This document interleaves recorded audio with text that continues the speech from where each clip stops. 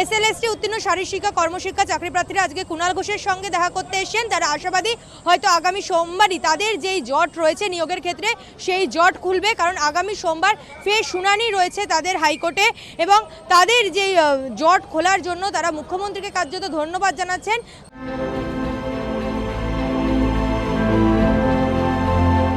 বুধবার কুণাল ঘোষের সঙ্গে দেখা করতে আসেন এসএলএসটি কর্মশিক্ষা শারীরিক শিক্ষার চাকরি প্রার্থীরা।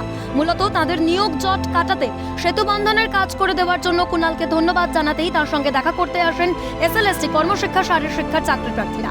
যদিও ভুয়ো চাকরি প্রার্থীদের নিয়ে আসার অভিযোগে চাকরি প্রার্থীরা অভিযোগের আঙুল তোলেন বিরোধী পক্ষের আইনজীবীদের দিকে। একটা জেনুইন বৈধ প্যানেলকে ইললিগাল ক্যান্ডিডেট চ্যালেঞ্জ করতে পারে না, কিন্তু দেখলাম যারা পাসই করেনি, যারা প্যানেলের বাইরে, তাদেরকে নিয়ে এসে আমাদের বৈধ প্যানেলকে চ্যালেঞ্জ করা হলো এবং 15 মাস স্টে করা হলো। আজও তার ব্যতিক্রম হয়নি। শামীম আহমেদ যে আমাদের অনশন মঞ্চে এসে বলেছিল যে অন্তর থেকে চাই যে তোমাদের প্রত্যেকের চাকরি হোক, সেই একজন আজকে আবারও যে ক্যান্ডিডেট নয় তাকে নিয়ে এসে কিন্তু পুনরায় আজকে আবার কেস পিটিশন করতে চেয়েছিল। একই সুর শোনা গেল শাসক মুখপাত্র কুণাল ঘোষের গলায়। এসএলএসটি কর্মশিক্ষা শারীরিক শিক্ষার চাকরি প্রার্থীদের নিয়োগ জট কাটা নিয়ে কি বললেন তিনি, শুনুন।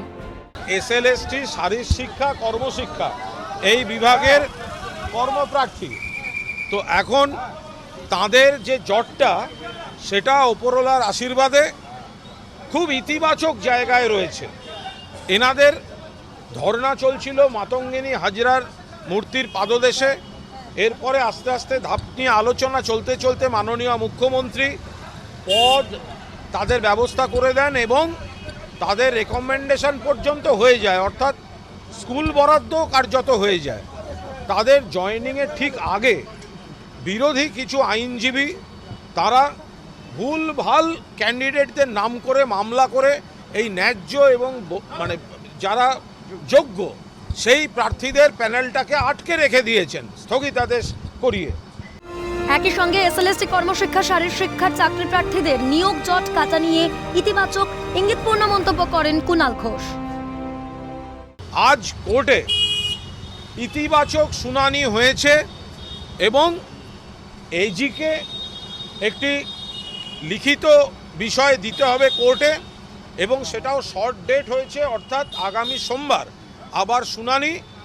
আমরা আশা করছি আগামী সোমবার এজি সাহেব যেমন একটা ইতিবাচক ঐতিহাসিক পদক্ষেপ নেবেন, তেমনি মহামান্য বিচারপতিও এদের এই জট কাটাটা ত্বরান্বিত করে ফেলবেন।